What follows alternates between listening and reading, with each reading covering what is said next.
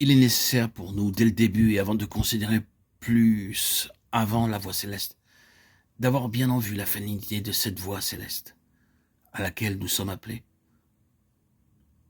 Dieu commençait avec le ciel, ensuite venait ce qui était de la terre, et à la fin de la Bible, c'est ce qui vient du ciel qui achève tout le processus de ses activités par-delà les âges, pour qu'au terme tous soient un en Christ, tous soient une pleine expression de Christ, de ce qui est céleste, l'expression de ce qui est céleste en plénitude, notre Seigneur Christ. C'est cela l'aboutissement.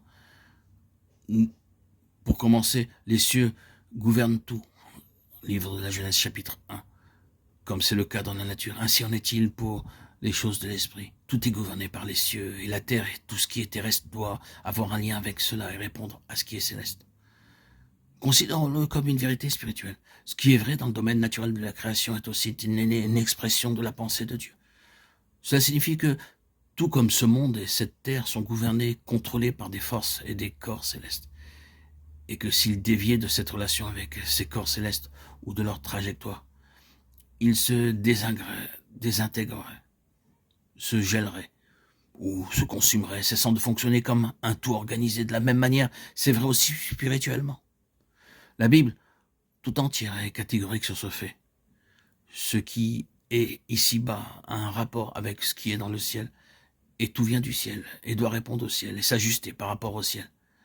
Le Saint-Esprit est venu du ciel, et il est ce lien pour nous unir à ce qui est dans les lieux célestes.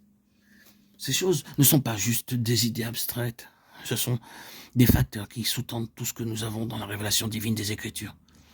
Tout le contenu de la Bible, du premier au dernier verset, peut se résumer de cette manière. Le ciel défie cette terre, et cette terre doit apporter une réponse au ciel. Il y a d'innombrables aspects dans tout cela, mais c'est un fait qu'à la fin de toute chose, le céleste sera pleinement réalisé dans la création, et surtout de manière spirituelle, dans le peuple de Dieu. C'est l'aspect de cette finalité à laquelle nous sommes appelés. Et maintenant, en relation avec cette finalité, nous devons noter une autre vérité qui doit nous gouverner. Mais permettez-moi premièrement de dire quelque chose entre parenthèses. Certaines des expressions employées sont très familières. Je crains toujours un peu que cette familiarité avec la phraséologie n'en émousse parfois le sens. Quand nous employons cette expression « une chose qui gouverne », arrêtons-nous pour saisir sa pleine signification. Cela signifie que si nous sommes sous le gouvernement d'une loi, nous ne pouvons pas échapper à cette loi. Il y a des lois de la nature agissant dans nos corps et dans ce monde. Elles existent. Et si vous ignorez ces lois, cela ne les rendra pas inopérantes pour autant.